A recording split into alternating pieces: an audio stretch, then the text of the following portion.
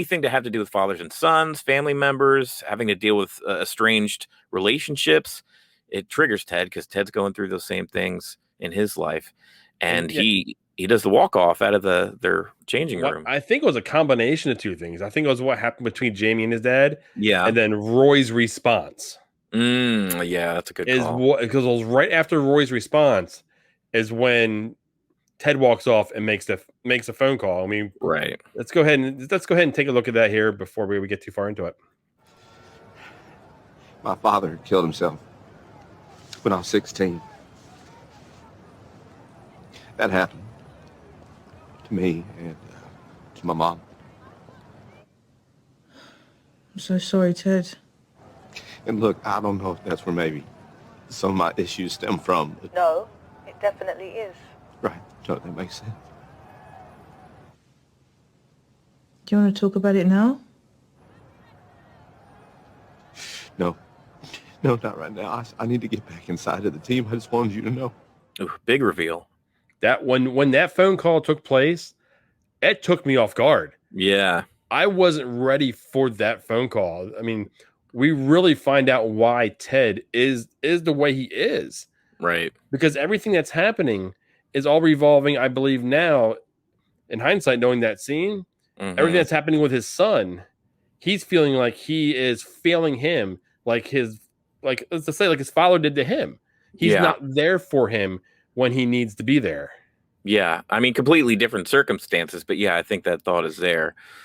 There's two things that I thought of right as he reveals that. The first thing I thought was when he was talking about his dad during that darts match against Rupert at the bar.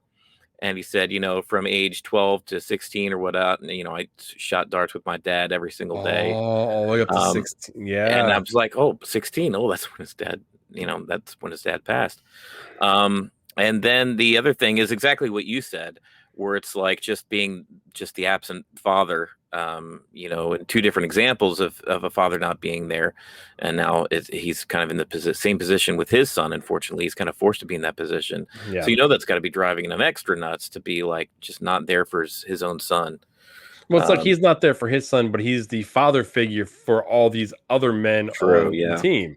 Right. So he feels like, he's playing this role for them, but he can't do it for his own son. Yeah. Who else thinks she hits the bottle? Oh, for Sharon. There was that scene. We forgot to mention that. But when he stops by her apartment, there's a bunch of empty booze bottles just on the counter. And I don't, it's whatever. She's by herself. But I think that's probably what they're hinting towards, that, that I almost said Coach Sharon. Dr. Sharon probably doesn't have all her stuff as, together as you would think a therapist would in their own personal life, I guess. Yeah.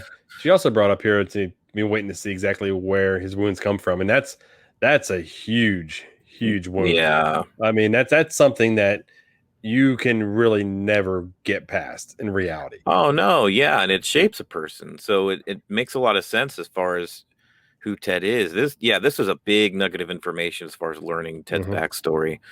Which I thought was, but you know what? As soon as he said it, it didn't really come out of left field. It was just like, oh, wow, that makes sense. Like, yeah, I mean, that seems to fit. So, that's exactly why he would be struggling, or at least, part of the reason why he's having such a tough time.